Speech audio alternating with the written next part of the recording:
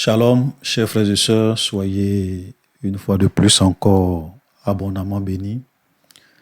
Aujourd'hui, comme je l'avais annoncé dans la vidéo précédente, où nous étions en train de parler des péchés qui conduisent à la mort éternelle, des péchés qui conduisent à l'enfer, j'avais dit que j'allais faire une vidéo spéciale sur la polygamie, où on allait réellement rentrer dans les Écritures pour vous expliquer la vérité concernant la polygamie. Parce que la polygamie aujourd'hui est une doctrine qui est en train de faire rage un peu dans certaines églises, dans certains lieux chrétiens. Et surtout avec l'avènement des réseaux sociaux, on entend souvent des soi-disant pasteurs, des soi-disant prédicateurs qui viennent et qui disent aux chrétiens que la polygamie, un chrétien peut être polygame. Et qui s'en vont, comme toujours d'ailleurs, dans la loi de Moïse, pour essayer de prendre des passages, qui s'en vont même souvent prendre l'exemple de David, qui s'en vont prendre l'exemple de Salomon, pour dire que Dieu n'a jamais été contre la polygamie, Dieu même a autorisé la polygamie. Et quand on vient dans le Nouveau Testament, nulle part Jésus ou bien même les apôtres n'ont interdit clairement, formellement la polygamie pour les chrétiens. Donc un chrétien, tu peux être chrétien célibataire et être polygame. Tu peux, étant chrétien et mari d'une seule femme, tu peux aller prendre une deuxième femme, une troisième femme, selon que tes moyens te le permettent. Ce n'est pas un péché. La Bible t'autorise. Eh bien, aujourd'hui, nous allons voir que dit la Bible à ce sujet. Et je vais essayer de prendre mon temps. Voilà, on va aller doucement. Comme c'est un sujet un peu délicat. Donc, on va aller doucement. On va commencer par l'Ancien Testament, ce que la loi de Moïse disait. Voilà, c'est un passage dans la loi de Moïse concernant la polygamie, concernant même le mariage, et je vais même un peu étendre un peu pour parler aussi des relations intimes entre une femme et un homme. En tout cas, tous les principes qui encadraient le mariage, les principes essentiels qui encadraient le mariage dans la loi de Moïse, les principes essentiels qui encadraient les relations intimes entre un homme et une femme. On va voir cela. Et ensuite, on va maintenant venir dans le Nouveau Testament avec la grâce et la vérité. Voilà, puisque la Bible nous dit dans Jean 1, chapitre 7, que la loi a été donnée à Moïse. La grâce et la vérité sont venues par Jésus. Donc, on va voir qu'est-ce que Jésus a dit, qu'est-ce que les apôtres ont enseigné. Voilà, concernant la polygamie et concernant également le mariage. C'est très important ce que nous allons dire.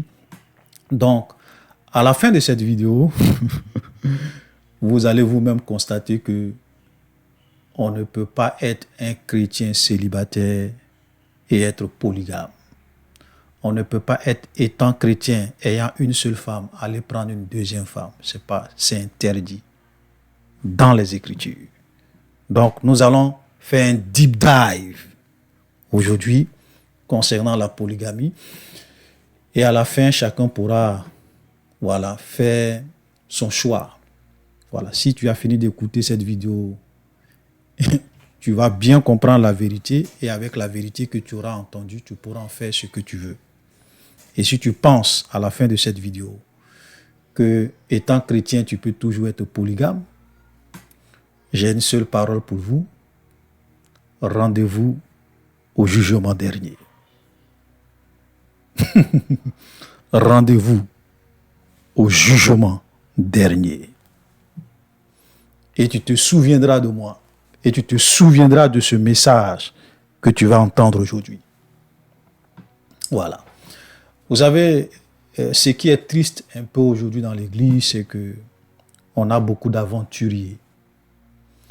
Des gens qui se donnent des titres de prophètes, des titres de docteurs, des titres d'enseignants de la parole de Dieu, de pasteurs, et qui viennent souvent faire ce que j'appelle une lecture sélective de la parole de Dieu. C'est-à-dire qu'ils vont dans la Bible. Concernant un sujet, ils prennent les sujets qui les arrangent. Et ils prennent, les passages qui les arrangent. Et les passages qui ne les arrangent pas, ils ferment les yeux là-dessus. C'est pour cela qu'ils égarent beaucoup de personnes. Vous savez, le diable, comme je le dis souvent, c'est un grand stratège.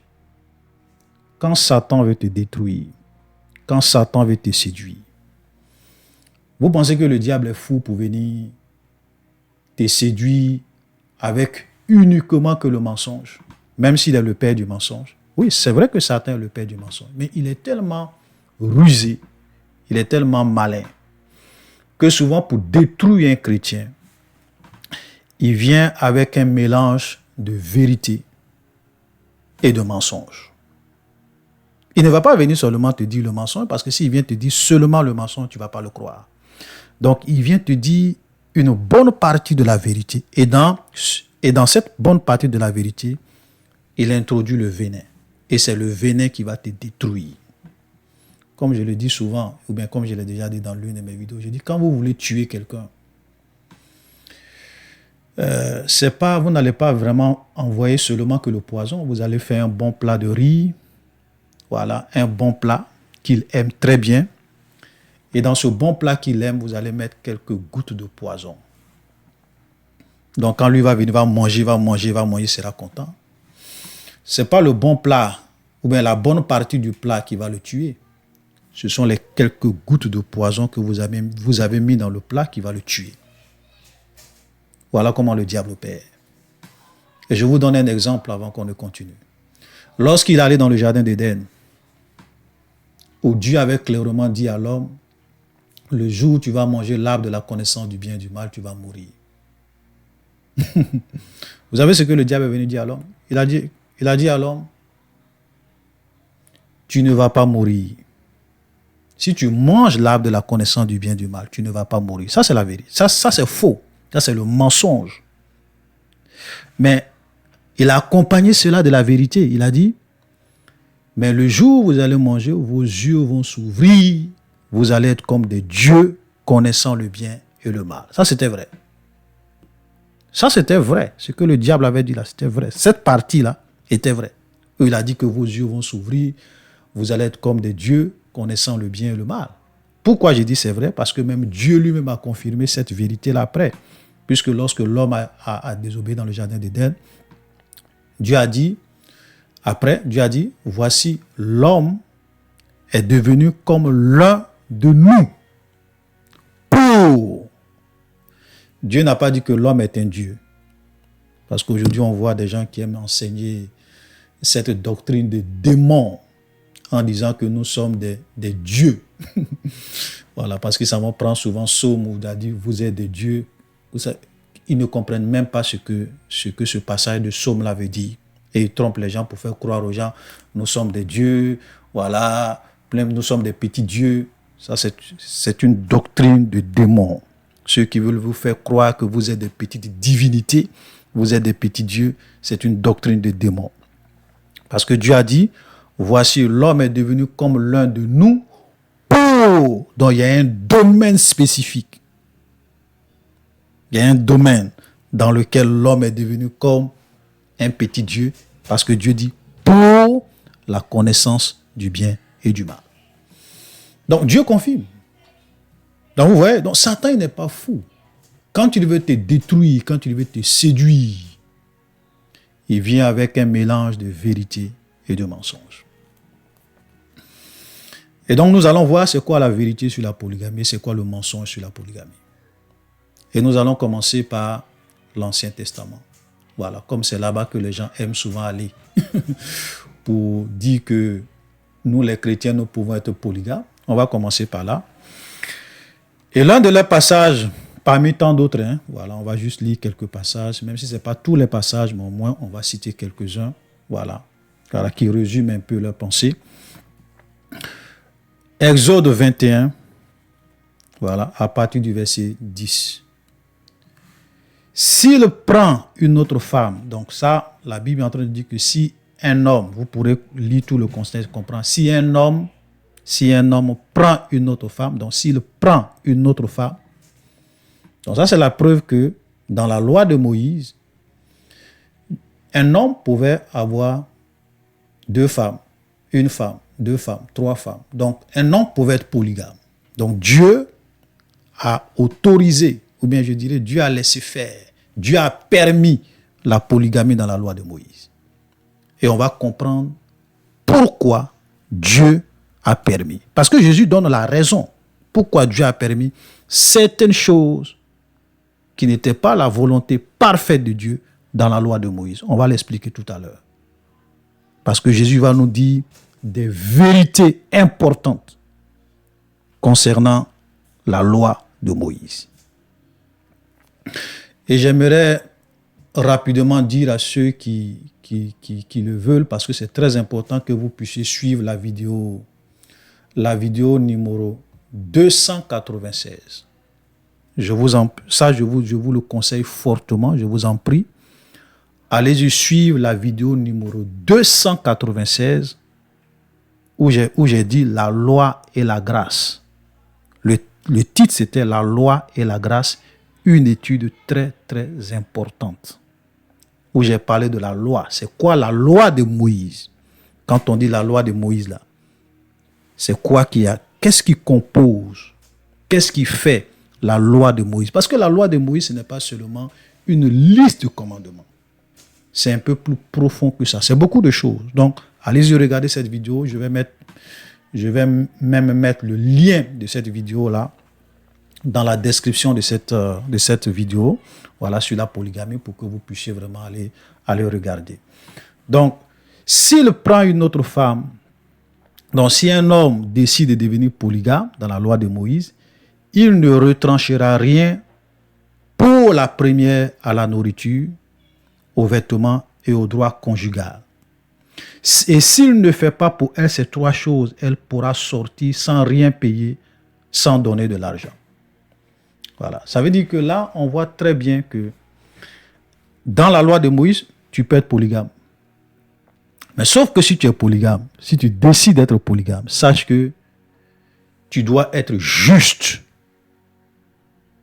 Ça veut dire que la première femme, là, tu ne dois pas retrancher à la part de la première femme la nourriture, ni le vêtement, ni le droit conjugal. Donc, il n'est pas question, lorsque tu deviens polygame, de dire oui, comme ma deuxième femme, celle que j'aime, c'est ma préférée, c'est la fraîchinie, c'est celle qui est vraiment jeune, voilà, belle.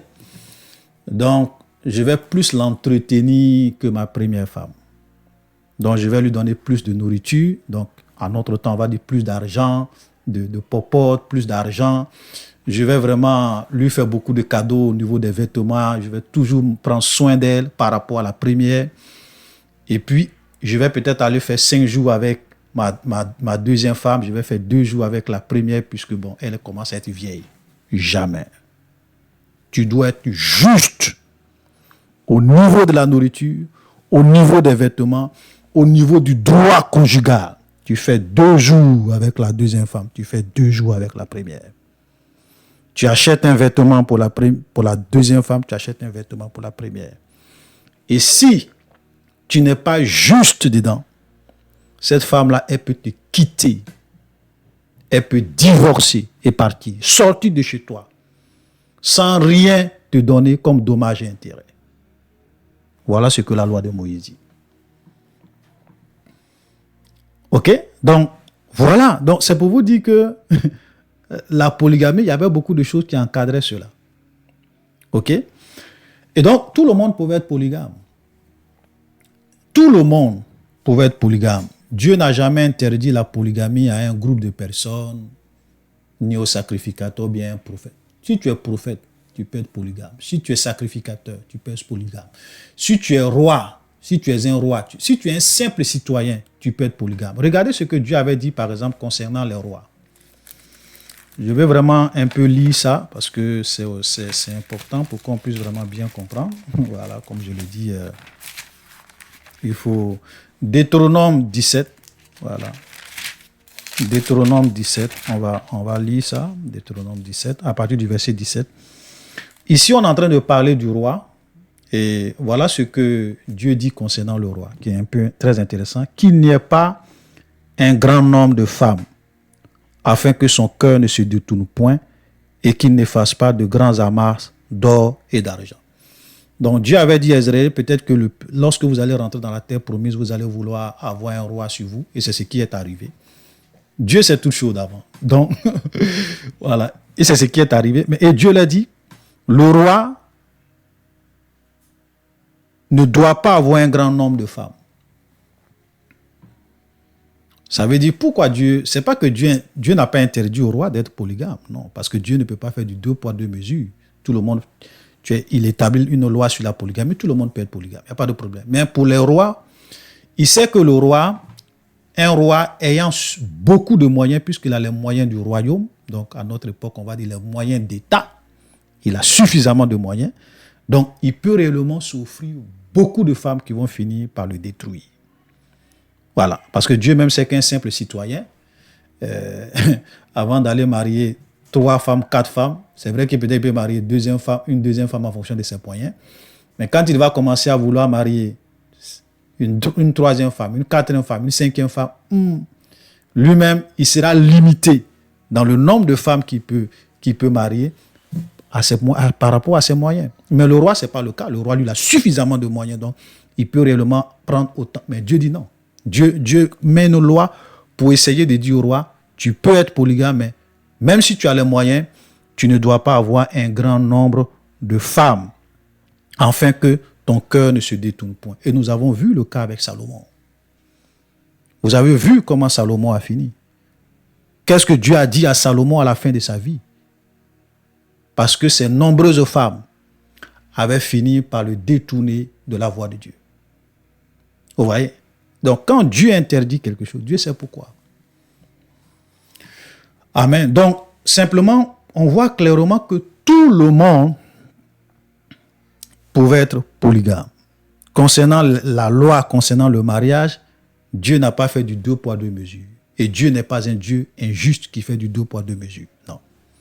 Il établit une loi sur le mariage. Dans la loi de Moïse, elle est valable pour tout le monde. Tout le monde peut être polygame. Voilà, ça c'est une vérité.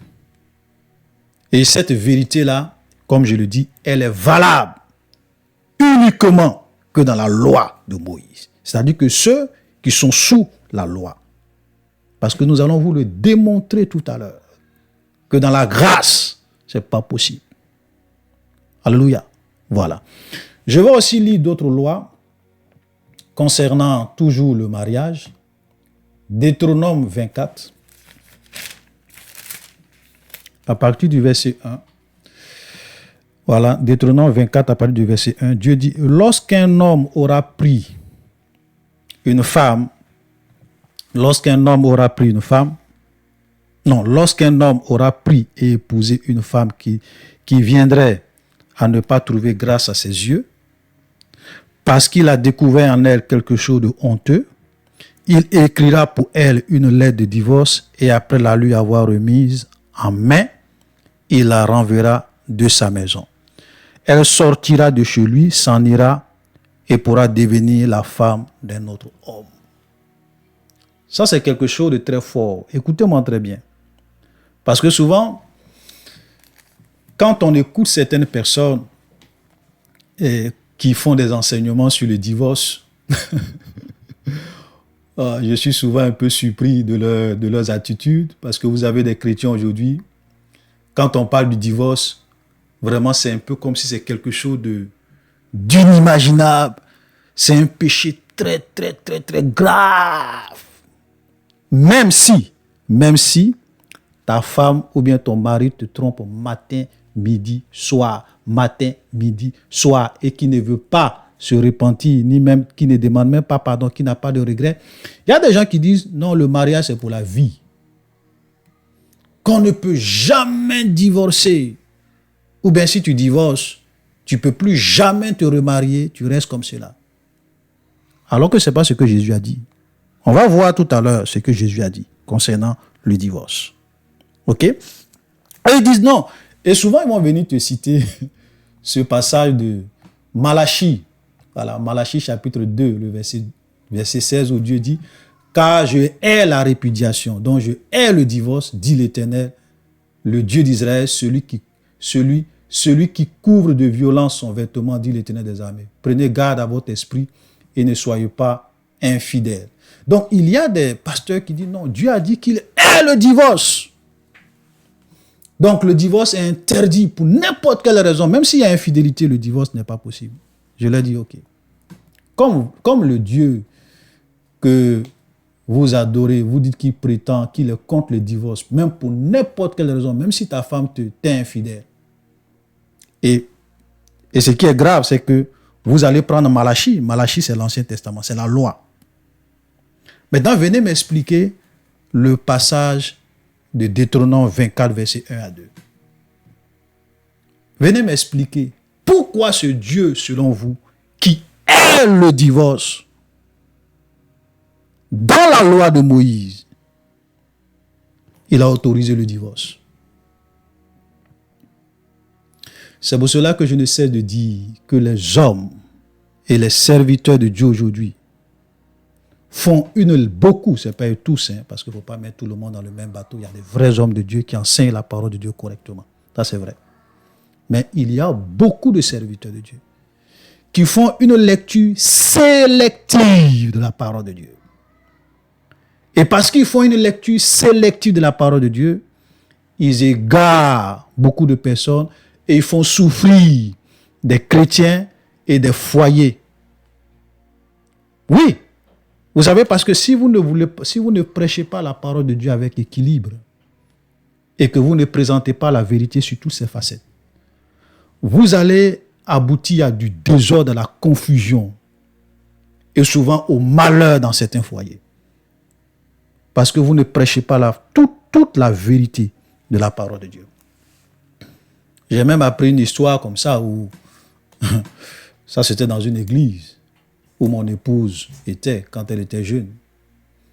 Et dans leur église, il y avait un monsieur, un couple chrétien, et la femme et sa femme le trompaient. Et elle le trompait, c'est pas pour dire qu'elle regrettait, elle le narguait pour mettre là-dessus. Elle le trompait matin, midi, soir. Souvent, même ses amants venaient la déposer devant la porte du monsieur. Elle sort, elle rentre tard dans la nuit. Et elle dit au monsieur, écoute, ne compte pas sur moi pour te satisfaire. Tu peux aller te satisfaire ailleurs. Et elle, non seulement elle trompait le monsieur, mais elle se moquait du monsieur. Vous savez quoi? Le monsieur s'en va voir les pasteurs pour dire, pasteur, l'affaire est connue dans mon quartier. Tout le monde sait cette histoire. On fait quoi? Vous savez ce que les pasteurs lui ont dit? Tu ne peux pas divorcer.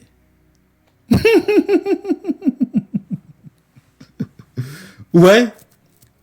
Et le monsieur a fini par quitter l'église, il a fini par quitter le quartier, on ne sait même plus. Bon, je ne sais pas ce qu'il est devenu. On ne sait pas ce qu'il est devenu. Parce que c'était insupportable pour lui. Si moi j'étais le pasteur de ce monsieur, j'allais dire, répudie cette femme. Répudie-la. Voilà. Parce que Jésus était clair. Celui qui répudie sa femme, sauf, il y a une exception. Il y a une exception où Dieu autorise un homme à répudier sa femme. Voilà. Où il peut y avoir divorce. Il y a des gens qui veulent se croire beaucoup plus, ils veulent se croire plus spirituels que Jésus. Tu n'es pas plus spirituel que Jésus. Parce que c'est pour cela qu'aujourd'hui, dans certains foyers, c'est le désordre. Le monsieur trompe sa femme matin, midi, soir. Il se dit non, ma femme est chrétienne, elle ne peut jamais partir. La femme elle trompe son mari matin, midi, soir. Non, le mariage est sécurisé, je peux maintenant vivre comme je veux. Et les gens souillent le lit conjugal. Ça, c'est grave. Amen. Vous savez, dans le foyer, il y a le pardon. Moi, je dis toujours aux gens, on peut tous trébucher. Mais quand quelqu'un fait le mal, qui demande pardon, même si ton mari te trompe, il y a ta femme, il est arrivé qu'elle a chuté, qu'elle vient avec tout son cœur de façon vraie, te demander pardon, tu peux la pardonner. Et puis vous allez continuer à vivre ensemble. Le pardon existe dans le couple chrétien. On ne dit pas non. Mais vous voyez des gens qui trompent, une femme qui trompe son mari matin et qui vient la narguer, qui vient le narguer. Et les gens disent on ne peut pas divorcer. Ok. Voilà. Donc, on voit très bien ici que Dieu, même dans la loi concernant le mariage, Dieu avait permis le divorce. Donc, les gens pouvaient divorcer pour n'importe quelle raison valable. Je dis bien valable. N'importe quelle raison valable. C'est pas, dans l'Ancien Testament, ce n'est pas forcément l'infidélité. Hein. La Bible dit si tu trouves quelque chose de honteux en ta femme, peut-être qu'elle ne te respecte plus, peut-être qu'elle ne respecte plus tes parents, peut-être plein d'autres choses. Une raison valable, tu peux la répudier. Et la Bible dit, elle sortira de chez toi, elle s'en ira et pourra devenir la femme d'un autre homme. Ce n'est pas une histoire de dire, on la répudie, elle ne peut plus jamais se marier. Non, elle peut devenir la femme d'un autre homme. Dans la loi de Moïse. On est toujours dans la loi et on n'est pas encore arrivé dans la grâce parce que la loi et la grâce, ce n'est pas la même chose. C'est pour cela qu'on veut aller pas à pas. Amen. Voilà. Donc, vous voyez que la parole de Dieu est claire. Maintenant, quelqu'un va me dire, oui, mais pourquoi Dieu alors dit qu'il hait le divorce dans Malachie 2,16? Vous savez, comme je le dis souvent, un verset pris hors de son contexte devient un prétexte. C'est vrai qu'on peut citer des versets, mais quand tu cites un verset, toi qui cites le verset, au préalable, fais des recherches et il faut essayer de comprendre le verset dans son contexte et ensuite tu peux venir vraiment bien expliquer le sens du verset aux gens. Regardez, parce que quand vous lisez même tout le chapitre de Malachie, ou bien quand vous lisez même le même chapitre de Malachie, Malachie chapitre 2, le verset 13 à 16, ce qui se passait, c'est que les gens répudiaient leurs femmes pas pour des raisons valables. Voilà, regardez, je vais lire Malachie chapitre 2, verset 13, et voici ce que vous faites, vous couvrez de larmes l'autel de l'Éternel, de pleurs et de gémissements, en sorte qu'il n'y a plus égard aux offrandes, et en sorte qu'il n'a plus égard aux offrandes, et qu'il ne peut rien agréer de vos mains. Et vous dites pourquoi? Parce que l'Éternel a été témoin entre toi et la femme de ta jeunesse à laquelle tu es infidèle. Ok? Bien qu'elle soit la compagne et la femme de ton alliance. Vous comprenez? Et c'est après ça maintenant que le verset 16 vient. Donc, c'est-à-dire qu'en Israël, il y avait des gens qui vraiment répudiaient leurs femmes pour des raisons qui ne tenaient pas la route. Parce que Dieu a dit, si tu trouves quelque chose de honteux, ça veut dire qu'il faudrait que la raison soit valable. Il faut que ça soit réellement quelque chose de honteux. Mais eux, c'est pas ça. Le monsieur, peut-être lorsqu'il trouve une jeune fille au dehors qu'il aime, et cette jeune fille a dit, non, moi je ne veux pas être la coépouse de quelqu'un d'autre. Ta première femme là, si tu me veux, si tu veux qu'on se marie, moi je veux être ta seule femme, bien ta première femme. Donc qu'est-ce que les gens faisaient? Ils partaient chasser ces femmes avec les femmes de leur jeunesse de façon injuste. Et ces femmes-là souvent allaient devant l'autel, dans le temple, et elles versaient des larmes. Et Dieu voyait et Dieu entendait les cris et les larmes de ces femmes. Parce que c'était de façon injuste qu'elles avaient été répudiées. Et c'est dans ce sens que Dieu dit, je hais la répudiation.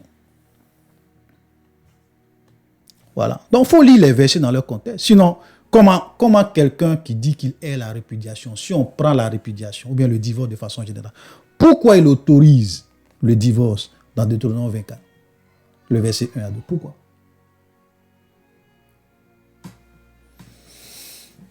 Alléluia. Donc, on va continuer rapidement. Donc, on voit très bien que, toujours dans le cas du mariage, il y avait la polygamie, le divorce était autorisé pour n'importe quelle raison valable.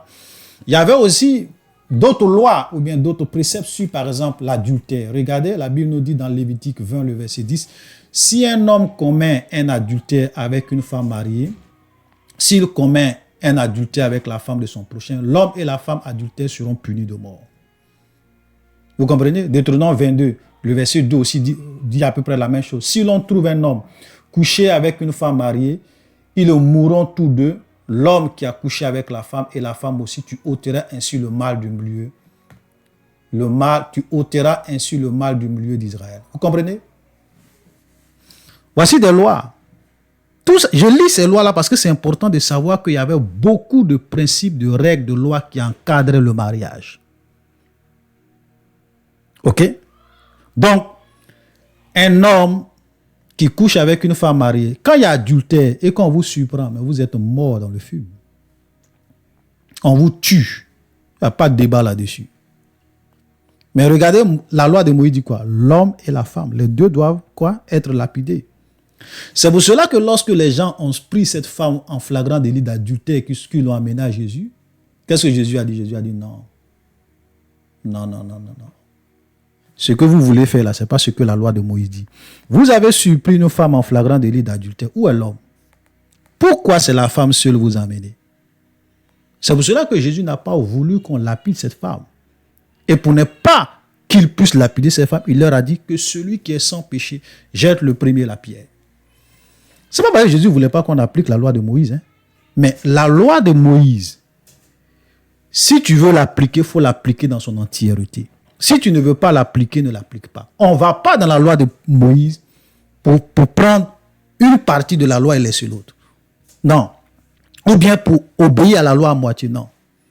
La loi de Moïse, c'est du tout ou rien. La Bible dit que maudit soit celui qui n'obéit pas à tout ce qui est écrit dans le livre de la loi et ne le met pas en pratique. Tout. On dit tout. Et dans la vidéo numéro 296, on l'a expliqué. La loi de Moïse, c'est du tout ou rien. Et c'est pour cela que je m'étonne. Et pour moi, c'est vraiment être malhonnête. Parce que nous sommes en train de voir toutes ces lois, mais qu'est-ce que les gens font? Ils vont dans la loi de Moïse. Au lieu de prendre toutes les lois, toutes les règles sur le mariage, la polygamie, le divorce, l'adultère, les cas de viol, les relations hors mariage entre un homme et une femme, et les appliquer dans leur église, ce n'est pas ce qu'ils font. Ils vont prendre la polygamie parce que c'est la polygamie qui les arrange. C'est pour cela que je dis qu'ils sont malhonnêtes. Et s'ils ne se repentent pas, leur jugement sera grave, frère. On ne va pas dans la loi pour la loi de Moïse, là. Quand tu vas dans la loi, il faut appliquer toute la loi de Moïse. Quand tu prends un sujet comme le mariage, il ne faut pas seulement aller prendre la polygamie. Prends non seulement la polygamie, non seulement les lois sur le divorce, non seulement les lois sur l'adultère, non seulement les lois en cas de fornication, d'impudicité, non seulement les lois en cas de viol, okay? Non seulement les lois lorsque tu séduis une jeune fille vierge, et appliquer toutes ces lois concernant le mariage dans votre église. N'allez pas seulement prendre la polygamie. La loi de Moïse, ce n'est pas ça. Soit tu l'appliques dans toute son entièreté, ou bien tu ne l'appliques pas. Donc, si tu vas dans la loi, parce que vous voulez être sous la loi, donc comme vous êtes sous la loi, appliquez toute la loi. Et ces pasteurs, ils s'en vont prendre la polygamie. Et ils laissent les autres lois concernant le mariage. Et moi, je dis, vous n'êtes pas sérieux. Vous n'êtes pas sérieux. Vous comprenez? On va continuer un peu, parce que, comme je l'ai dit, on va aller un peu doucement, parce qu'il faut qu'on vous explique les choses à fond. Toutes les règles concernant le mariage. Donc, on a vu l'adultère. Les règles aussi concernant les jeunes filles, okay, les relations entre un homme et une femme. C'est-à-dire que si vous êtes, par exemple, une jeune fille, voilà, et que vous vous mariez, et que vous n'êtes pas vierge, alors que vous êtes censé être vierge. Vous savez ce qu'on fait? On vous lapide à mort. Et pourquoi on vous lapide à mort? Parce qu'on dit, vous vous êtes prostitué dans la maison de votre père. Voici le test. Voici le passage. Vous pourrez lire. Vous comprenez? Donc, les jeunes filles devraient se marier vierges. Si tu ne te maries pas vierge, que le monsieur prouve que tu n'étais pas vierge alors que tu étais censé l'être, mais tu es mort, on va te tuer. Ce qui faisait que, lorsque par exemple quelqu'un allait séduire une jeune fille vierge, on va lire ce texte parce que ça c'est l'un des passages, le fameux passage de ce faux pasteur Gédéon de la Tchétchouva. Exode 12, le verset 16, où la Bible dit, si un homme séduit une vierge qui n'est point fiancée et qu'il couche avec elle, il paiera sa dot et la prendra pour femme. Ok, voilà. Donc, si tu vas séduire une jeune fille et que tu couches avec elle, tu la séduis, c'est-à-dire que vous deux, vous êtes consentants. Vous forniquez ensemble. Mais ce que tu as commencé là, tu vas terminer. Parce qu'il n'est pas question que tu viennes dévierger une fille, ok, et que vous vous êtes mis d'accord pour coucher ensemble, pour forniquer, pour commettre l'impudicité, et c'est quelqu'un d'autre qui va venir la marier. Dévierger, jamais. Tu vas la marier forcée. Et la jeune fille, elle va aller dire à son papa, ou bien à sa maman, parce qu'elle sait que si elle ne dit pas, et qu'elle arrive au mariage, et qu'on découvre qu'elle n'est pas vierge, elle va mourir, on va la tuer. Donc, elle ne va jamais prendre ce risque-là. Elle va aller dire à son papa, ah, voilà, ce monsieur-là m'a séduit, voilà ce qu'il m'a fait. Et la Bible dit, tu vas payer la dot de la jeune fille. Tu vas la marier forcée. Vos histoires de goûter, voir, je goûte, si ce n'est pas bon, je laisse là. Ce n'est pas ce que ce verset-là dit. Ne venez pas falsifier la parole de Dieu. Ok? Vos histoires de goûter, on ne goûte pas pour voir. Quand tu couches avec une jeune fille, tu payes la dot, tu vas marier parce que les rapports sexuels, c'est dans le cadre du mariage. Et comme toi, tu as violé le principe, on va t'aider à terminer. Tu vas aller jusqu'au mariage, tu vas la marier, elle va devenir ta femme. À moins que le père, c'est-à-dire que la seule condition pour ne pas que cela soit possible, c'est si le père de la jeune fille refuse de te donner sa fille comme épouse. En ce moment-là, tu as la chance. Sinon, tu vas la marier aussi. Et si, regardez, et si c'est une jeune fille vierge, mariée, fiancée, vous deux, puisque elle était déjà fiancée à quelqu'un, elle doit normalement aller chez son futur mari, elle doit devenir la femme, puisqu'elle est fiancée. Et tu vas la séduire, tu couches avec elle. Mais il n'y a pas de problème, puisque vous deux, vous êtes d'accord, vous avez couché ensemble. Vous deux, on vous lapide à mort. Pourquoi vos pasteurs n'enseignent pas aussi ça dans leurs églises et pourquoi ils n'appliquent pas aussi toutes ces lois dans leur église?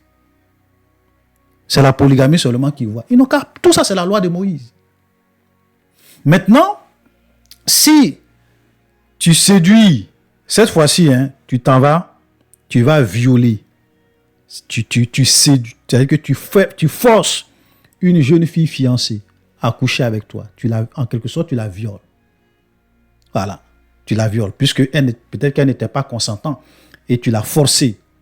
Ou bien tu as mis quelque chose, comme les gens savent le faire aujourd'hui, tu mets quelque chose dans son repas, ou bien dans la boisson, ou bien dans l'eau, et puis elle boit.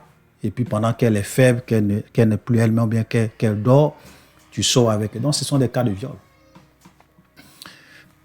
La jeune fille, elle, on ne va rien lui faire, puisque c'est pas elle n'est pas coupable, c'est toi qui l'as violée. Toi, on te tue. Toi, l'homme qui a fait ça, on te tue. souvent, les gens s'amusent. Vous pensez que la loi de Moïse, c'est du jeu.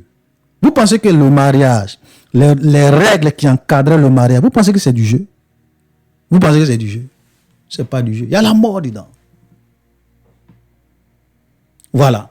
Et puis, il y a un autre cas où, si la jeune fille n'est pas, par exemple, fiancée, et que tu la séduis et que tu la forces à coucher avec toi. Je vais lire ce passage. Voilà. Et vous allez voir, c'est quoi? Deutéronome 22, voilà, Deutéronome 22, le verset 28, regardez. Si un homme rencontre une jeune fille vierge, non fiancée, lui fait violence et couche avec elle, et qu'on vienne à les surprendre, l'homme qui aura couché avec elle donnera au père de la jeune fille 50 cycles d'argent, et parce qu'il l'a déshonorée, il la prendra pour femme, et il ne pourra pas la renvoyer tant qu'il vivra. Vous comprenez? C'est-à-dire, cette fois-ci, tu fais violence sur la jeune fille, tu couches avec elle. Mais heureusement pour toi qu'elle n'est pas fiancée. Parce que si elle est fiancée, on va te tuer. Mais heureusement pour toi, elle n'est pas fiancée. Tu sais ce qu'on te fait? Cette fille-là, tu vas la marier forcée. Et pour toi, il y a une précision. Parce que cette fois-ci, tu ne l'as pas séduit pour coucher avec. Ce n'était pas de façon consentante. Cette fois-ci, tu as fait pression, tu as fait violence sur elle. Regarde, tu vas la marier forcée. C'est-à-dire que son père va t'imposer une forte somme, une forte dot. Tu vas payer. Tu vas la prendre pour femme. Et la précision, c'est que la Bible dit que tant que tu vivras, tu ne pourras jamais répudier cette femme. C'est-à-dire que cette femme-là, c'est ta femme jusqu'à la mort. C'est seule la mort qui peut vous séparer. Parce que tu as fait violence sur elle pour coucher avec elle. Seule la mort. C'est-à-dire que tu ne pourras plus appliquer Deutéronome 24, 1 à 2, pour dire qu'elle a fait quelque chose qui est honteux à mes yeux, que je n'aime pas, donc je la chasse jamais. C'est la mort qui va vous saisir tant que tu es vivant. Cette fille-là, elle devient ta femme, tu ne pourras jamais la répudier tant que tu vivras. J'espère que vous qui allez dans la loi de Moïse pour prendre la polygamie, j'espère que vous appliquez toutes ces lois, toutes ces relations, toutes ces lois qui encadrent le mariage, le divorce, la polygamie, l'adultère, comme les lois sur l'adultère et ses conséquences, les relations, les cas de viol, les cas de séduction d'une jeune fille. Voilà, comment tu allais draguer la jeune fille, vous vous êtes entendus, vous avez forniqué ensemble. J'espère que dans votre église, vous appliquez tous ces lois et tous ces principes, sans exception. Si vous ne le faites pas,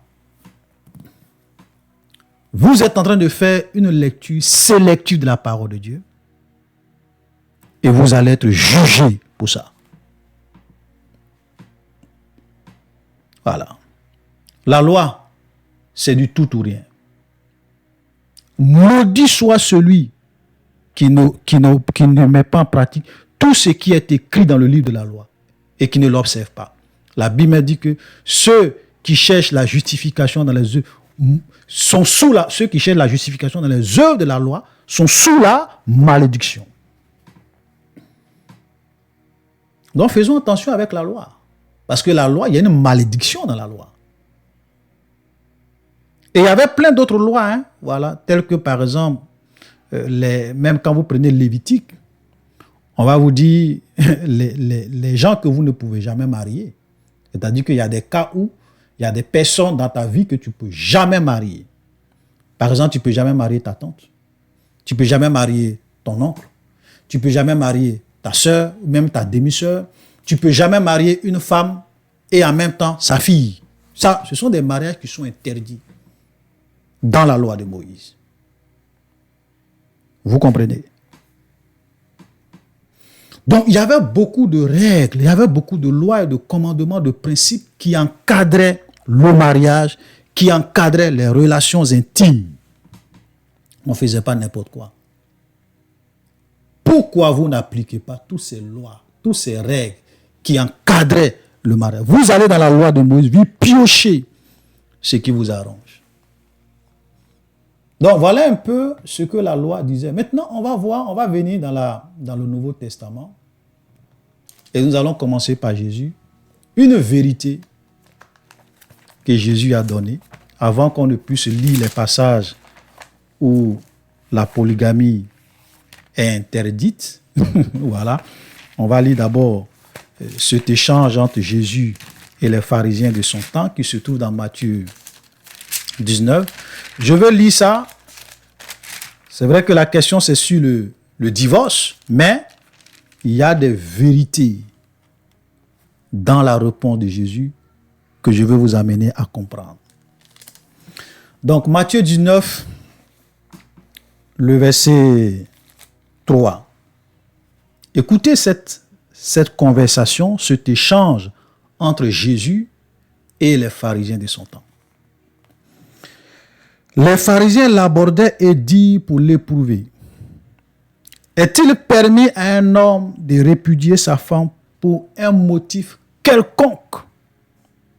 Ils ont posé cette question parce qu'ils voulaient éprouver Jésus, parce qu'ils savaient très bien, comme nous l'avons lu tout à l'heure dans Deutéronome 24, versets 1 à 2, que Moïse leur a permis de répudier leur femme pour n'importe quel motif. Pour n'importe quelle raison valable. Voilà, ce n'est pas seulement en cas d'infidélité, hein, non. Pour n'importe quel motif, Moïse leur avait donné le droit, ou bien Dieu, puisque même quand on dit Moïse, c'est une manière de parler, parce que nous tous, nous savons que la loi de Moïse, c'est la loi de Dieu. Mais quand on dit la loi de Moïse, c'est une manière de parler, c'est une expression pour dire que la loi a été donnée par Moïse. C'est avec Moïse que Dieu a donné cette loi. Mais ce n'est pas la loi de Moïse, au sens strict du terme, c'est la loi de Dieu. OK, dans l'ancienne alliance, dans le sacerdoce lévitique. Voilà, je voulais faire cette précision. Donc, il le savait, donc il vient poser la question à Jésus pour voir ce qu'il allait dire. Mais regardez la réponse de Jésus qui va les choquer, qui va les surprendre et qui va même choquer même ses propres disciples. On va lire. Les pharisiens l'abordaient pour l'éprouver, lui dit, est-il permis à un homme de répudier sa femme pour un motif quelconque? Il répondit, donc Jésus va répondre, n'avez-vous pas lu que le Créateur au commencement fit l'homme et la femme? Et il dit, c'est pourquoi l'homme quittera son père et sa femme. Son père et sa mère, excusez-moi, l'homme quittera son père et sa mère et s'attachera à sa femme et les deux deviendront une seule chair. Ainsi, ils ne sont plus deux, mais ils sont une seule chair. Que l'homme donc ne sépare pas ce que Dieu a joint. Regardez le verset 7. Regardez leur réplique. Pourquoi donc lui dit-il, Moïse a-t-il prescrit de donner à la femme une lettre de divorce et de la répudier? Donc ils avaient la réponse. Hein. Mais comme je l'ai dit, c'était pour éprouver Jésus. Donc quand Jésus donne cette réponse, ils disent à Jésus, mais pourquoi Moïse a-t-il prescrit de donner à la femme une lettre de divorce et de la répudier? Parce que Moïse a dit, pour n'importe quel motif valable, tu peux réellement donner une lettre de divorce à ta femme et la répudier. On l'a lu. Regardez, il leur répondit. Jésus encore réplique. C'est à cause de la dureté de votre cœur que Moïse vous a permis de répudier votre femme. Au commencement, il n'en était pas ainsi.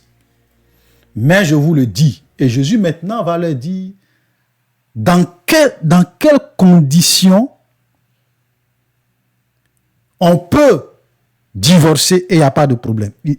Mais je vous dis que celui qui répudie sa femme, sauf, donc il y a une exception. Ça, c'est la volonté parfaite et réelle de Dieu concernant le mariage. Mais je vous le dis, celui qui répudie sa femme, sauf pour infidélité, qui en épouse une autre comme un adultère. Regardez la réaction des propres disciples de Jésus. Ses disciples lui disent, ça c'est pour les pharisiens, ce sont les disciples maintenant de Jésus qui vont lui dire, si telle est la condition de l'homme à l'égard de la femme, il n'est pas avantageux de se marier. Oh boy, oh boy, oh boy, oh boy, oh boy, oh boy, oh boy. Les propres disciples de Jésus sont choqués par la réponse de Jésus. Ils sont choqués par la vérité que Jésus vient de dire.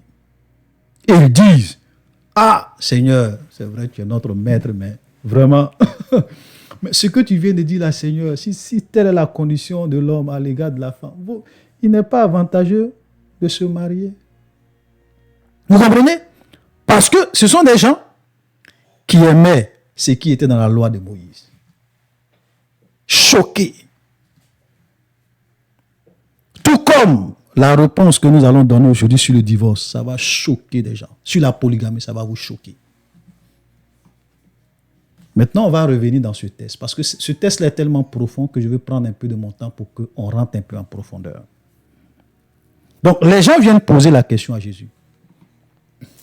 Est-ce qu'il est permis de répudier sa femme pour n'importe quel motif? Jésus l'a dit, n'avez-vous pas lu que le Créateur au commencement fut l'homme et la femme? Et il dit, c'est pourquoi l'homme quittera son père et sa mère et s'attachera à sa femme et les deux deviendront une seule chair. Les deux. On n'a pas dit les trois. On n'a pas dit les quatre. On n'a pas dit les cinq. On dit les deux deviendront une seule chair. Eux, ils s'attendaient à ce que Jésus leur ramène dans la loi de Moïse. Mais Jésus leur dit non. Avant que la loi soit donnée par Moïse, le mariage là, Ça a été établi depuis le commencement. Donc, si vous voulez connaître la volonté de Dieu dans le cadre du mariage, si vous voulez connaître la vérité, le plan parfait de Dieu concernant le mariage, concernant l'institution qu'on appelle le mariage, allez-y lire ce que le Créateur a fait au commencement. Au commencement, il n'en était pas ainsi. Jésus l'a dit, le mariage là, n'allez pas dans Moïse. N'allez pas prendre ce que Moïse vous a donné. Parce que ce que Dieu vous a permis dans la loi de Moïse, c'est pour une raison. On va voir cette raison tout à l'heure. Mais vous devrez comprendre et vous devez réaliser que la volonté de Dieu concernant le mariage, c'est ce qu'il a fait au commencement. C'est ce qu'il a établi au commencement. Au commencement, il n'était pas question de divorce pour n'importe quel motif. Au commencement, il n'était pas question de la polygamie. Quand vous allez... Parce qu'il dit, n'avez-vous pas lu? Donc moi, je pose la question à ceux qui disent que la polygamie est la volonté de Dieu. De la même manière que Jésus n'est pas allé dans la loi de Moïse pour justifier le divorce, il les a envoyés au commencement pour qu'ils puissent lire, pour qu'ils puissent comprendre, pour qu'ils puissent connaître la volonté de Dieu concernant le mariage. Donc les polygames et ceux qui veulent devenir polygames, étant des chrétiens, n'avez-vous pas lu ce que le Créateur a fait au commencement? Et qu'il a créé l'homme et la femme. Et il a dit, c'est pourquoi l'homme quittera son père et sa mère et s'attachera à sa femme. Et les deux deviendront une seule chair. Les deux. Pourquoi Dieu n'a pas créé deux femmes pour Adam au commencement? Pourquoi Dieu n'a pas créé trois femmes pour Adam au commencement? Moi, et quand je faisais ma première vidéo sur la polygamie, ou bien même l'une de mes vidéos, puisque je crois que j'ai fait 2 ou 3 vidéos sur la polygamie, il y a une vidéo que j'avais faite sur la polygamie et j'avais dit ceci, je dis, s'il y avait un homme qui avait vraiment besoin d'être vraiment polygame, vous savez c'était qui? C'était Adam. Parce que Dieu lui a dit, multipliez-vous, remplissez la terre. Mais Dieu aurait pu créer 2000 femmes pour Adam. Il allait même dépasser Salomon. Et la terre allait se remplir rapidement. Vrai ou faux? Mais pourquoi Dieu a créé une seule femme pour Adam? Parce que c'est ça sa volonté. C'est ça son plan. Sa volonté parfaite concernant le mariage, c'est ça. C'est pas la polygamie. Donc si vous voulez connaître le plan de Dieu, la volonté de Dieu, allez-y lire, allez-y voir ce que le Créateur a fait au commencement. Il n'a jamais été question de polygamie dans le plan de Dieu concernant le mariage. Les deux deviendront une seule chair. Il n'a pas dit les trois. On ne devient pas une seule chair à trois. Les deux deviendront une seule chair. Et les gens maintenant vont lui dire, pourquoi Moïse? Donc, lui les envoie au commencement, eux ils veulent les ramener à Moïse. Il dit, pourquoi Moïse nous a permis de répudier notre femme? Et Jésus va donner une vérité que beaucoup de chrétiens ignorent. Il dit, c'est à cause de la dureté de votre cœur que Moïse vous a permis de répudier votre femme. Dans cette phrase de Jésus, il y a une vérité qui ressort. C'est que Dieu a permis des choses dans la loi de Moïse à cause de la dureté du cœur des gens. Les gens avaient un cœur dur, ils avaient un cœur de pierre. Et parce qu'ils avaient un cœur dur, ils avaient un cœur de pierre, et qu'ils n'étaient pas capables, Dieu n'a pas voulu réellement leur imposer des fardeaux terribles qu'ils ne pouvaient pas supporter. Ça allait être trop difficile pour eux.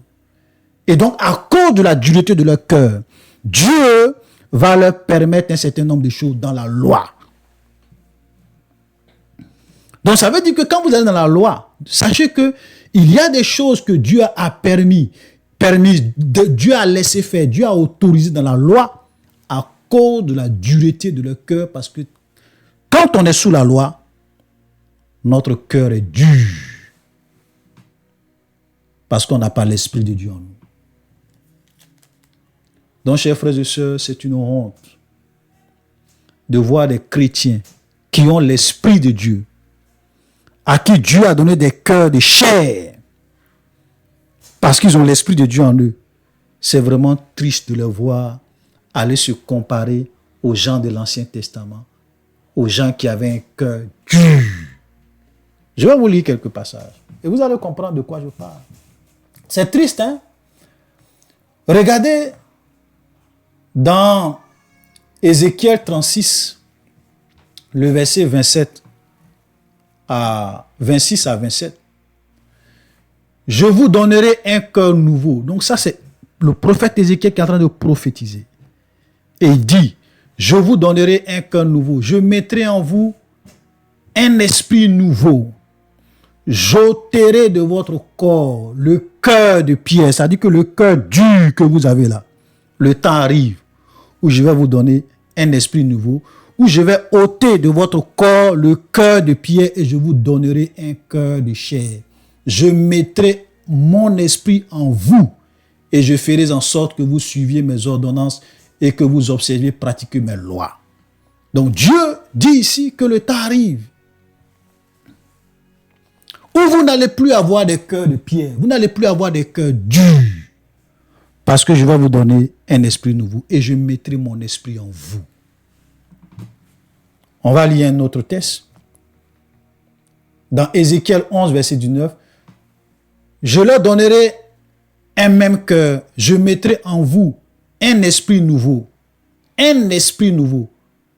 J'ôterai de leur corps le cœur de pierre, je leur donnerai un cœur de chair. Et le jour de la Pentecôte, dans Actes, Pierre a dit, lorsque le Saint-Esprit est descendu, il dit, c'est ici l'accomplissement de la prophétie de Joël.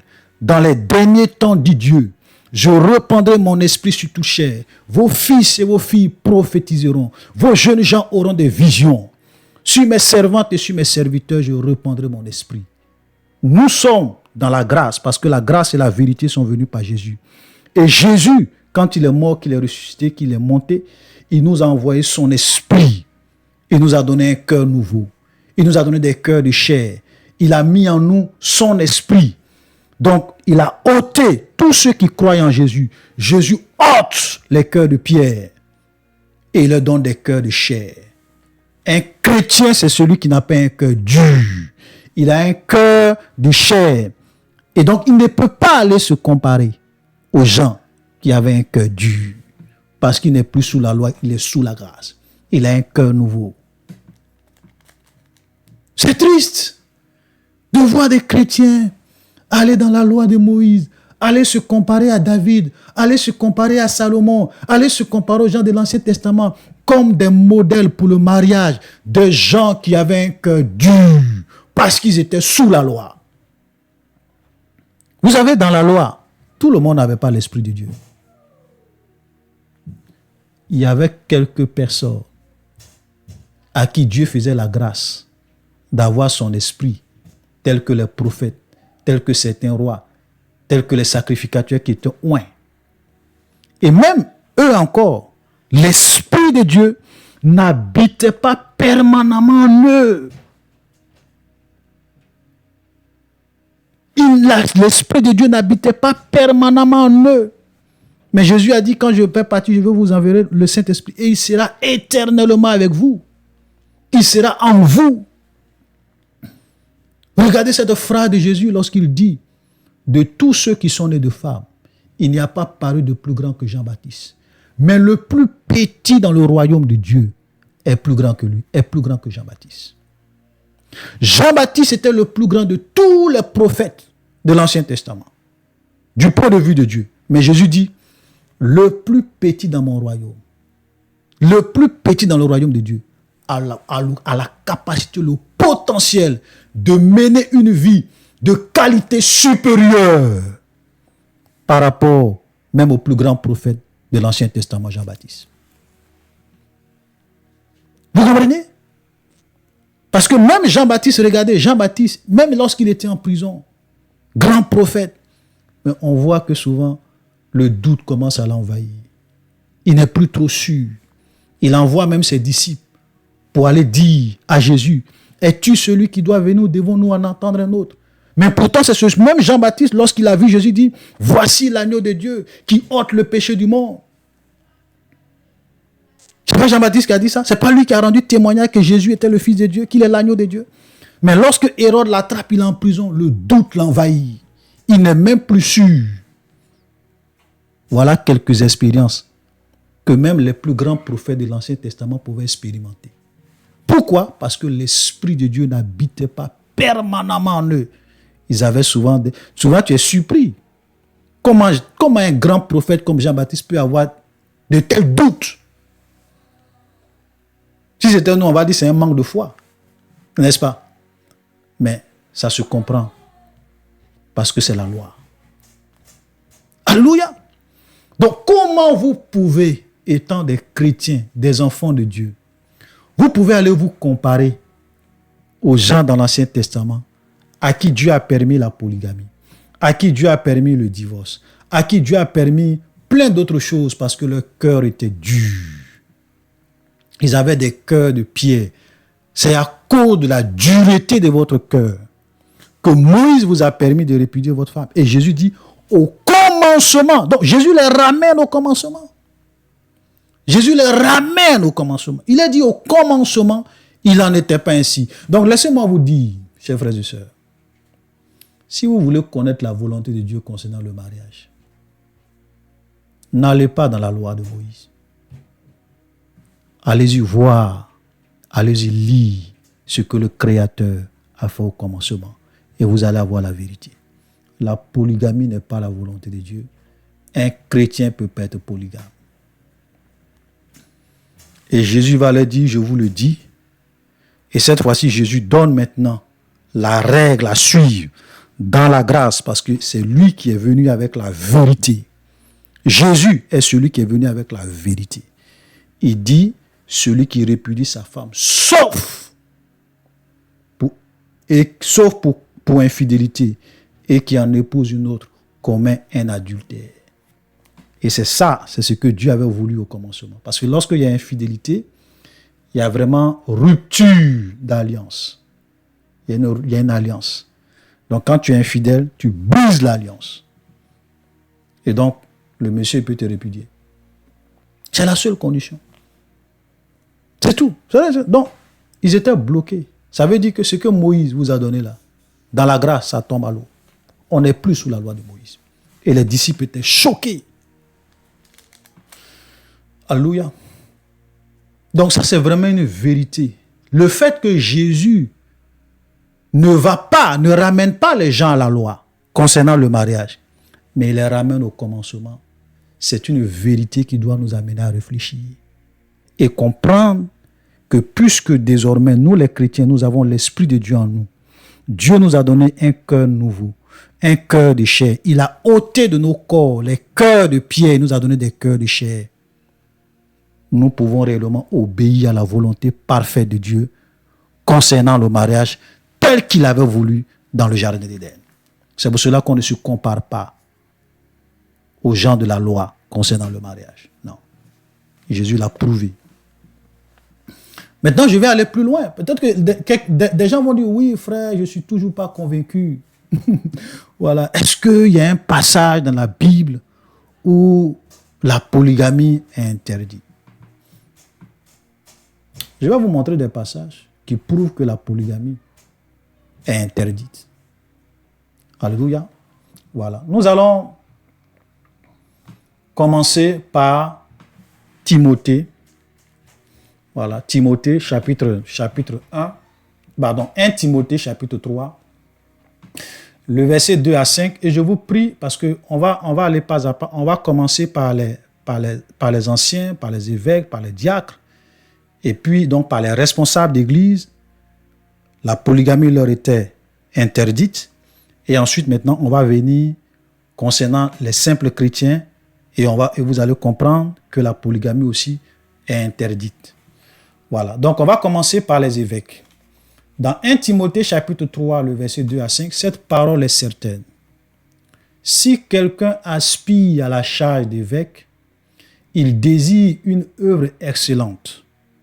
Il faut que l'évêque soit irréprochable, mari d'une seule femme, sobre, modéré, réglé dans sa conduite, hospitalier, propre à l'enseignement. Il faut qu'il ne soit ni adonné, bon, je vais même arrêter là, propre à l'enseignement.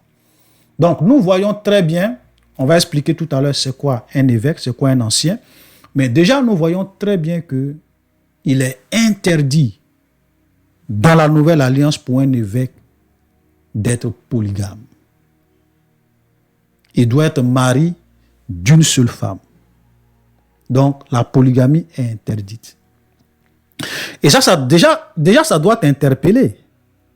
C'est vrai qu'on va continuer, mais toi-même, tu dois t'asseoir, tu dis, mais dans l'Ancien Testament, Dieu n'a jamais interdit la polygamie à un groupe de personnes.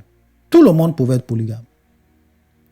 Mais pourquoi lorsqu'on arrive dans la loi, déjà avec Timothée, on voit que la polygamie est interdite, par exemple, pour les évêques? Alors que Dieu ne fait jamais du 2 poids 2 mesures. Donc, il y a une explication et on va vous la donner.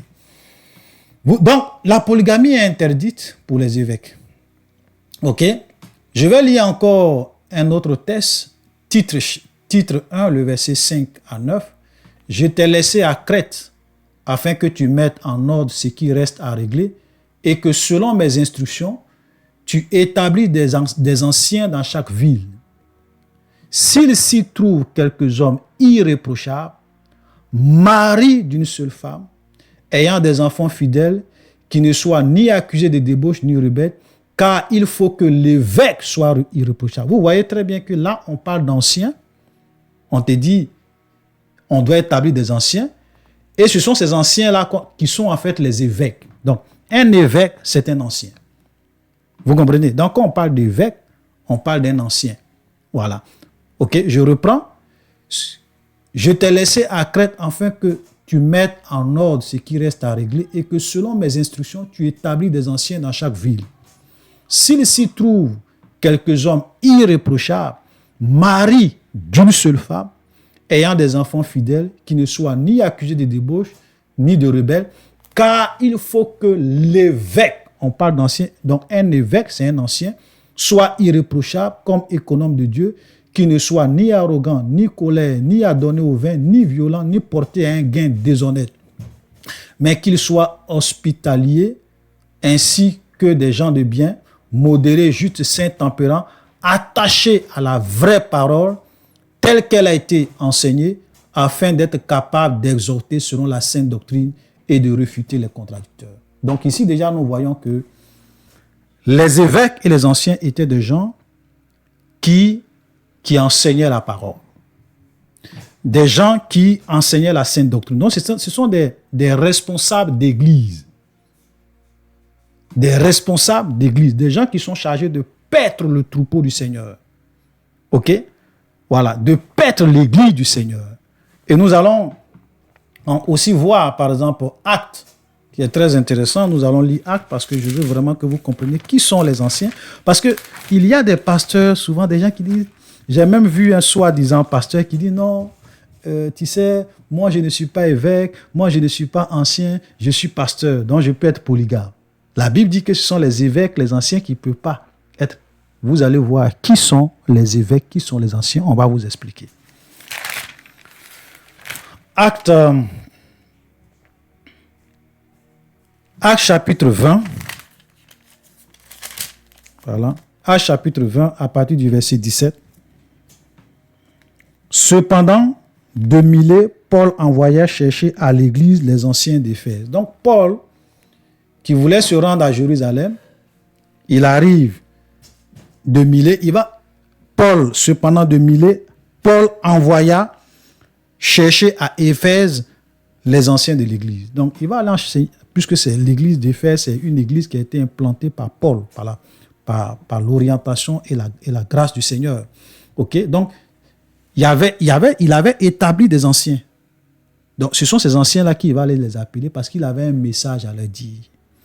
Lorsqu'il fut arrivé vers lui, donc ces anciens-là sont venus, lorsque ces anciens-là furent arrivés vers Paul, il leur dit, vous savez de quelle manière, depuis le premier jour où je suis entré en Asie, je me suis sans cesse conduite avec vous, servant le Seigneur en toute humilité, avec l'âme au milieu des épreuves que me suscitaient les embûches des Juifs. Ok? Donc Paul ici est en train de leur faire un peu l'historique de tout ce qu'il a fait au milieu d'eux. Comme il a travaillé au milieu d'eux. Comment eux-mêmes, il les a enseignés, il a été un modèle pour eux. Regardez le verset 28. Il parle toujours aux anciens d'Éphèse. Et regarde ce qu'il a dit. Prenez donc garde à vous-même et à tout le troupeau sur lequel le Saint-Esprit vous a établi évêques. Donc, on voit bien que les anciens sont des évêques. Voilà.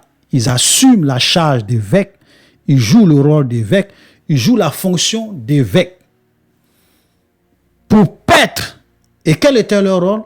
Pour paître l'église du Seigneur qu'il s'est acquise par son propre sang. Donc, les évêques, ce sont des gens qui sont chargés de paître l'église du Seigneur.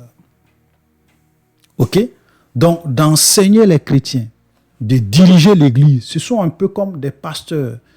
Donc, un prophète, c'est un évêque. Parce qu'il joue le rôle d'évêque, il joue le rôle d'ancien. Un apôtre, c'est un ancien, c'est un évêque. Un docteur, voilà, il joue le rôle d'évêque, c'est un ancien, c'est un évêque. Un pasteur, c'est un évêque, c'est un ancien. Un évangéliste, c'est un évêque, c'est un ancien. C'est-à-dire que dès que tu exerces les 5 ministères, ou bien l'un des 5 ministères, apôtre, prophète, docteur, pasteur, enseignant, ok, tu es par défaut un évêque, un ancien, parce que tu joues déjà le rôle d'un ancien. Tu joues le rôle d'un évêque, parce que tu es chargé d'enseigner, de paître le troupeau du Seigneur, de paître l'église du Seigneur. Maintenant, comment, chers frères et sœurs, quelqu'un peut se dire qu'il est pasteur et il dit que lui peut être polygame parce qu'il n'est pas évêque? Comment quelqu'un peut se dire qu'il est apôtre et il dit non, moi je suis apôtre, je ne suis pas évêque, je peux être polygame? Comment? Même Pierre, même Paul, eux-mêmes ils disaient qu'ils étaient des anciens. Je vais vous lire. C'est-à-dire que les gens trompent le peuple de Dieu. Regardez 1 Pierre chapitre 5, le verset 1. Ça, c'est Pierre qui parle. Hein. Voici les exhortations que j'adresse aux anciens qui sont parmi vous. Moi, ancien comme eux, témoin des souffrances de Christ et participant à la gloire qui est à manifester. Vous comprenez? Ça, c'est Pierre qui parle. Et Pierre dit, parce qu'il envoie un message, il s'adresse à d'autres anciens, ok? À certains anciens qui dirigent d'autres églises, peut-être qui ont été établis par les apôtres pour diriger les églises, pour paître le troupeau du Seigneur, pour enseigner la parole de Dieu aux chrétiens, qui étaient comme des pasteurs qui dirigeaient ces églises-là localement. Donc, c'était des anciens. Mais Pierre leur écrit et Pierre dit, moi, je suis aussi ancien comme vous. Ancien comme eux. Donc, un apôtre, c'est un ancien. Un prophète, c'est un ancien. Un docteur, c'est un ancien. Un enseignant de la parole, c'est un ancien. Un pasteur, c'est un ancien. Et un évangéliste, c'est un ancien. À partir du moment, parce que tu ne peux pas perdre le troupeau du Seigneur sans exercer les fonctions d'ancien. C'est vrai qu'un pasteur peut être dans une église. Il est là, c'est lui le pasteur. Il peut s'entourer aussi de d'autres anciens. C'est-à-dire que des gens qui sont capables d'enseigner, qui sont irrépréhensibles, qui sont mariés d'une seule femme et qui vont l'aider dans sa tâche. Si le pasteur est malade, eux-mêmes ils peuvent diriger l'église, ils peuvent enseigner la parole de Dieu. Ils ont la capacité d'enseigner. Voilà. Mais le pasteur qui est là, il est le premier des anciens. Même s'il y a des anciens autour de lui qui l'aident, mais lui-même, le pasteur, il est le premier des anciens. C'est pour cela que les apôtres disaient qu'ils sont anciens. Parce qu'il joue le rôle d'ancien. Regardez l'apôtre Jean. Oh, Seigneur. 3 Jean chapitre 1, le verset 1. L'ancien à Gaius, le bien-aimé que j'aime dans la vérité. Vous comprenez? Ici, là, c'est l'apôtre Jean qui écrit. Et il se présente comme l'ancien. Il dit l'ancien. Moi, l'ancien Jean. Moi, l'ancien, l'apôtre Jean. J'ai écrit à Gaius. À Gaius. Donc, il s'adresse l'ancien à Gaius. Vous comprenez? Donc, ceux qui viennent vous dire, tous ceux qui viennent vous dire que ils ne sont pas des évêques, ils ne sont pas des anciens, lui les pasteurs, lui les prophètes, il n'est pas un ancien, donc il peut être polygame, ce sont des menteurs. Ce sont des menteurs. Donc quand vous allez dans une église, où vous voyez un soi-disant pasteur qui est polygame, je vous en prie, quittez cette église. Vous voyez un apôtre qui est polygame et il dit n'est pas ancien, quittez cette église. Prophète, enseignant, pasteur, évangéliste, un responsable d'église, un responsable, quelqu'un qui exerce une fonction dans l'église et qui est polygame, quittez cette église, fuyez cette église, parce que c'est pas une église de Jésus, c'est une église de Satan. Je vous dis la vérité. Vous voyez? Parce que, comment toi... Attends, si un simple ancien doit être... Il est interdit à un simple ancien d'être polygame. Donc lui ne peut pas être polygame, il doit être marié d'une seule femme. Maintenant, qu'est-ce que toi tu as de plus que lui, pour que lui, même pour exercer la charge d'évêque, la fonction d'évêque, il soit marié d'une seule... Et toi, tu peux être marié de plusieurs femmes. Souvent, on se demande comment les chrétiens peuvent accepter ça. Comment ils peuvent même croire en ces genres de mensonges et s'asseoir dans ces églises-là et écouter ces pasteurs polygames. C'est surprenant, frère. C'est surprenant. Et regardez, même des simples diacres, c'est même un simple diacre. C'est-à-dire que les diacres, ce n'est pas des gens... Les diacres, ce n'est pas des gens qui enseignent. Hein. Les diacres, ce ne sont pas des gens qui dirigent des églises. Mais les diacres, ce sont en fait des responsables ou bien des chrétiens qui sont souvent autour du pasteur, qui l'aident souvent dans certaines tâches.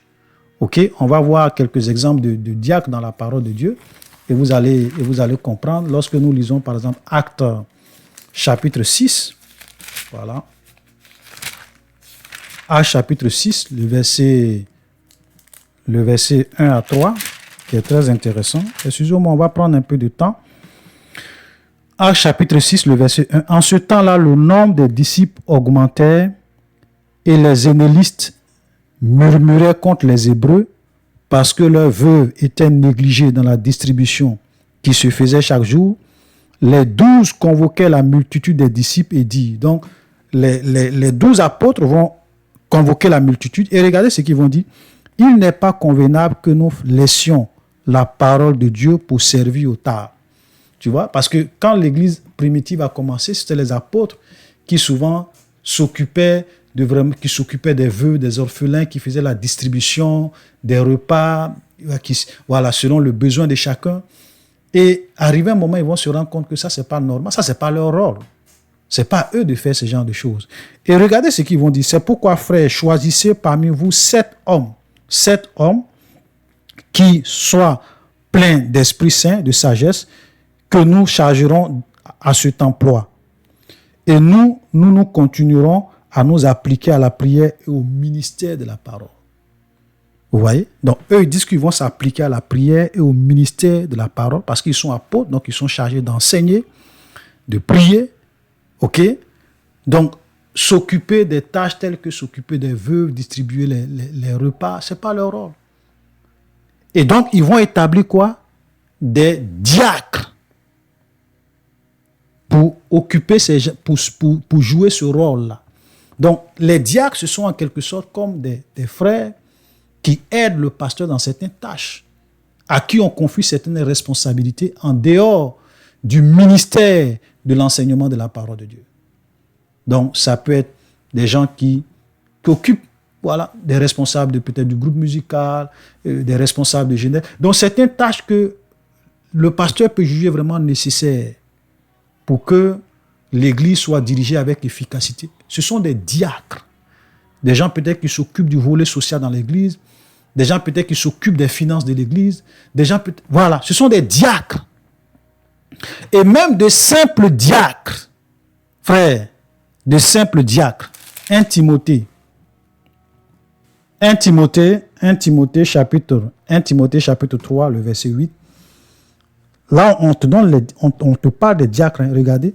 Les diacres aussi doivent être honnêtes, éloignés de la duplicité, des excès du vin, d'un gain sordide, conservant le ministère de la foi dans une conscience pure. Qu'on les éprouve d'abord et qu'ils exercent ensuite leur ministère s'ils sont sans reproche. Ok? Regardez le verset 12. Les diacres doivent être mariés d'une seule femme et diriger bien leurs enfants et leur propre maison. Un simple diacre dans l'église, il doit être marié d'une seule femme. Ça veut dire que tu ne peux pas exercer une responsabilité, même dans une petite église localement, si tu es polygame.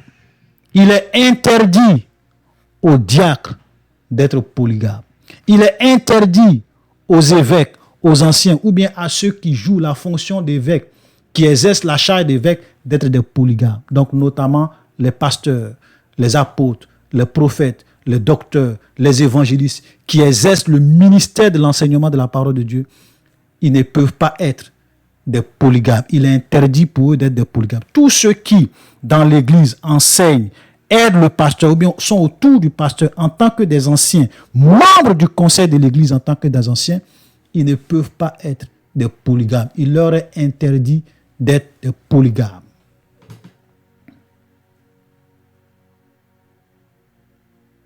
Vous comprenez? Parce qu'il fallait que ces gens-là soient des modèles. Il fallait qu'ils soient des modèles. Ce sont des exemples. Quand vous allez dans une église, le pasteur, c'est le modèle. Tout le monde cherche à être comme lui parce que c'est lui qui prêche la parole. Voilà, c'est lui qui fait paître le troupeau du Seigneur. Donc lui-même, il doit donner l'exemple. Il ne doit pas être polygame. De telle sorte que les nouveaux chrétiens qui viennent dans l'église le regardent et disent « Ah, vraiment, ça c'est le mariage idéal. Ça c'est le couple idéal. Voilà comment Dieu veut que nous soyons, nous aussi, des nouveaux chrétiens, des nouveaux convertis, célibataires, chrétiens mariés d'une seule femme. » Ça veut dire que nous aussi, on doit être mariés d'une seule femme. On ne peut pas être polygame. Parce que même nos responsables, nos anciens, nos diacres ne sont pas des polygames. Et on n'est pas diacre. C'est une responsabilité qu'on te confie. Même toi-même, chrétien, aujourd'hui célibataire dans l'église, demain, on peut te confier des responsabilités dans l'église. Voilà, parmi les 5 ministères là, il n'y a pas un ministère qu'on appelle ministère d'anciens. Il n'y a pas un ministère qu'on appelle ministère des diacres. Ce sont des responsabilités, des fonctions, des charges qu'on occupe dans une église localement. Vous comprenez? C'est très important. Donc un pasteur par défaut, c'est un ancien. Il joue le rôle d'ancien, il joue le rôle d'évêque. Donc comment on peut voir tout ça dans la Bible et dire que non, je peux être chrétien et être polygame? Des pasteurs polygames. Vraiment, je suis... Quand tu vois ça, c'est triste. Quand tu vois ça, c'est triste. Amen.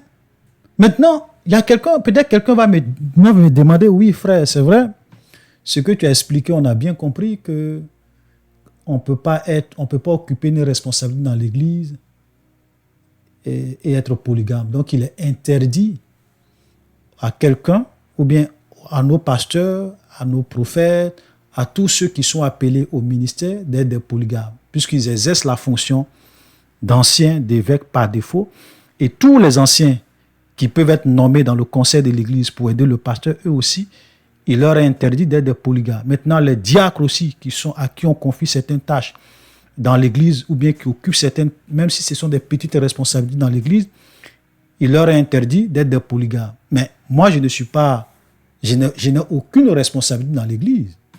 Voilà, je suis un simple chrétien. Moi, je viens, je m'assois, j'écoute la parole de Dieu, je rentre chez moi à la maison. Mais est-ce que je ne peux pas être polygame? Écoute-moi très bien.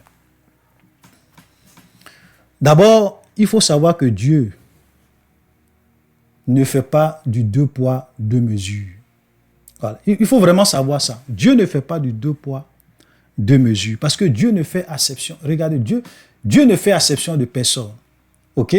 Voilà. Dieu ne fait acception de personne. Regardez que lorsque nous lisons Actes chapitre 10, le verset 34, alors Pierre, ouvrant la bouche, dit, en vérité, je reconnais que Dieu ne fait point acception de personne.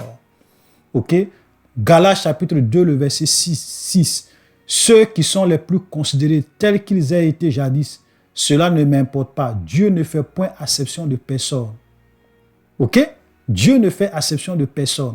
Éphésiens chapitre 6, le verset 9. Et vous, maîtres, agissez de même à leur égard, abstenez-vous de menaces, sachant que leur maître et le vôtre est dans les cieux et que devant lui, il n'y a point d'acception de personne. Ça veut dire que devant Dieu, il n'y a point d'acception de personne. Et je l'ai dit que même quand on va même dans la loi, les lois et les principes concernant le mariage, ce n'est pas du 2 poids, 2 mesures que Dieu fait. Les principes et les lois du mariage sont valables pour tout le monde. Tout le monde doit respecter ces lois. Maintenant, pourquoi est-ce qu'on n'a pas généralisé, on n'a pas parlé des simples chrétiens? Pourquoi? La raison, elle est simple. Et c'est la seule raison. OK? C'est quoi la raison? C'est que n'oublions pas que lorsque Jésus est venu, la Bible même dit que Jésus est né sous la loi. Et lorsque les gens étaient sous la loi leur permettait d'être des polygames. Donc, on avait beaucoup de gens qui, avant de devenir des chrétiens, ils étaient polygames. Puisque ce n'était pas un péché, c'était des gens qui étaient sous la loi. Donc, la loi leur permettait d'être polygames. Donc, ils avaient 2 femmes, 3 femmes, 4 femmes, 5 femmes, 6 femmes. Ils vivaient avec ces femmes-là, ils avaient des enfants.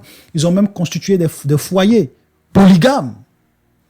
Maintenant, quand Jésus vient avec la grâce et la vérité, que l'Église démarre, on annonce l'évangile à tout le monde.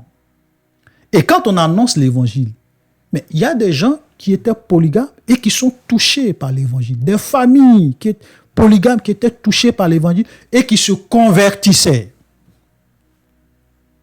Maintenant, ces gens-là, on ne pouvait pas leur demander, ils étaient devenus des chrétiens, mais on ne pouvait pas leur demander de se séparer de leur 2e femme, de leur 3e femme, de leur 4e femme. Non.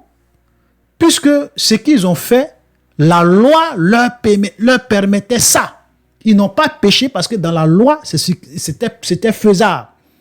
Donc ces hommes, ces familles polygames, ces messieurs polygames qui acceptaient de devenir chrétiens, on les acceptait avec leur état de polygamie.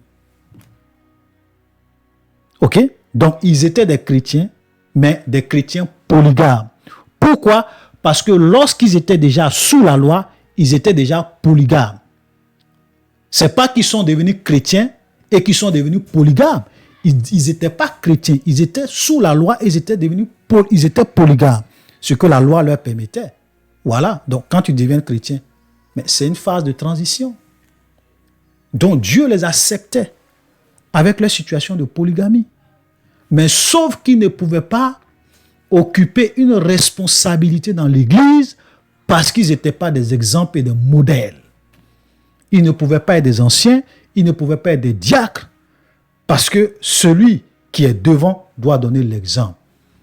Donc c'était des choses, on les acceptait avec ce mal-là parce que ce n'est pas de leur faute. La loi leur permettait. Donc ils sont venus de la loi, ils sont passés de la loi à la grâce. Voilà la seule raison qui a fait que on n'a pas voulu dire tu ne peux pas être chrétien, même si tu étais polygame avant que tu deviennes chrétien, Tu ne peux pas continuer à être polygame. Non, c'est pour cela c'est la seule raison qui a fait qu'on n'a pas généralisé. Et si vous priez le Seigneur, c'est cette raison-là que Dieu va vous donner. C'est la seule raison. C'est-à-dire que moi, quelqu'un, par exemple, imagine que je vais dans un village en Afrique. Je vais annoncer l'évangile. Le monsieur, je trouve peut-être le chef du village. Le chef du village, il a 2 femmes. Ça fait plus de 15 ans qu'il vit avec ces 2 femmes. Je m'en vais, je lui annonce l'évangile. Il devient chrétien. Mais je ne peux pas lui déchasser sa 2e femme. Pourquoi? Je vais lui dire, ok, comme tu étais déjà polygame, maintenant tu as accepté Jésus, gloire à Dieu. Donc, chef du village, tu peux venir avec tes femmes à l'église, c'est pas grave. Comme tu connaissais pas Dieu et puis c'est là que tu étais polygame, c'est pas grave. Dieu t'accepte comme ça, c'est pas grave. Voilà la raison. Voilà la vérité. Mais tu ne peux pas être un chrétien célibataire et tant chrétien dire que je peux être polygame. C'est une doctrine de démon. Tu ne peux pas être un chrétien mari d'une seule femme et dire je peux aller prendre une 2e femme et être polygame. C'est une doctrine de démon. Voici la vérité. C'est la seule raison. Parce que Dieu ne peut pas faire du 2 poids 2 mesures concernant les lois du mariage. Dieu ne peut pas faire du 2 poids 2 mesures. Les lois concernant le mariage dans l'Ancien Testament, c'était applicable à tout le monde. La polygamie, le divorce, c'était applicable à tout le monde. Oui. Donc pourquoi, dans la grâce, Dieu va faire une loi pour dire il y a des groupes de personnes, oui, vous pouvez être polygame. Vous ne pouvez pas être polygame. Pourquoi? Dieu ne fait pas ça. Donc voici la raison. C'est pour cela que vous ne verrez pas un passage dans la Bible où on dit que si tu es un chrétien, si tu es polygame, si tu es un chrétien que tu es polygame, tu iras à l'enfer. Il n'y a pas de verset pour ça parce qu'il y avait des gens qui étaient sous la loi, ils étaient déjà polygames, ils sont devenus chrétiens et on les acceptait avec les situations de polygamie. Ils étaient dans l'église polygame.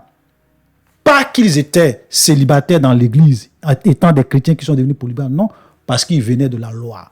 Ils venaient du temps de la loi, ils étaient sous la loi. Voilà la seule raison. Donc, chers frères et sœurs, je pense que j'ai un peu pris plus de temps et j'ai pris le temps quand même de vous expliquer la vérité. Vous avez vu la réponse de Jésus. Vous avez vu les passages que nous avons cités qui prouvent que la polygamie est interdite. Est clairement interdite. Et comme Dieu ne fait pas du 2 poids 2 mesures, ces lois-là s'appliquent à tout le monde. Tous ceux qui se disent chrétiens, ces lois-là s'appliquent à tout le monde. Maintenant, si quelqu'un était déjà polygame avant de devenir chrétien, on peut l'accepter avec sa situation de polygamie. Parce que c'était des temps d'ignorance, il ne connaissait pas Dieu. Comme je le dis, je ne peux pas aller dans un village, annoncer l'évangile à un chef de village qui a 2, 3 femmes, il accepte Jésus, et je vais lui dire, va chasser 2 de tes femmes, reste avec une seule femme. Pourtant, il a fait 10 ans, 15 ans, ils ont des enfants. Déjà, tu vas détruire la vie de ces enfants, de ces femmes. C'est injuste. Donc, on les accepte. Voilà la raison. Donc, tout pasteur qui vient et qui vous dit que lui, il est pasteur, il peut être polygame, fuyez son église. Quand vous allez dans une église, que vous voyez des responsables qui sont des polygames, quittez cette église. Ce n'est pas une église de Jésus. C'est tout. Soyons clairs là-dessus. Un pasteur qui vous dit que vous en tant qu'un chrétien célibataire, vous pouvez être polygame. Ce n'est pas un homme de Dieu. Je vous dis la vérité. Ce n'est pas un homme de Dieu. Un pasteur qui vient vous dire non, c'est vrai que tu es une seule femme, hein, tu es chrétien, tu es une seule femme, hein, mais non, la Bible te permet d'avoir 2e femme, tu peux être polygame. Ce n'est pas un homme de Dieu. Ce sont des doctrines de démons. Ce sont des hérésies. Vous comprenez? Voilà. Vous savez, nous tous, on a des passés. Il y a des gens, lorsqu'ils ne connaissaient pas Dieu, ils ont tué des gens. Mais quand ils deviennent chrétiens, c'est vrai que Dieu leur pardonne.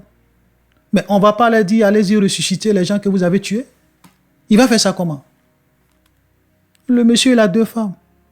Ils ont 20 ans de mariage. Il a 20 ans de mariage avec ces 2 femmes. Ils ont des grands enfants. Peut-être même ces 2 femmes-là même sont vieilles. Il va les chasser, elles vont aller où? Donc Dieu est tellement sage qu'il comprend que ce n'est pas de leur faute, puisque dans la loi de Moïse, ils pouvaient être polygames. Maintenant, quand ils deviennent chrétiens, on les accepte avec leur situation. Mais sauf que ils ne pourront pas occuper des responsabilités dans l'Église.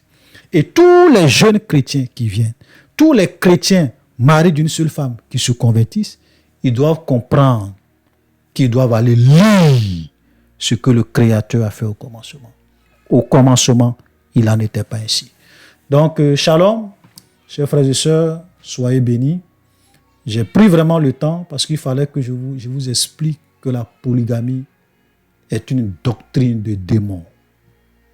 Dans la loi de Moïse, oui. Mais dans la grâce, dans la nouvelle alliance, la polygamie est une doctrine de démon. Que le Seigneur vous bénisse et à la prochaine.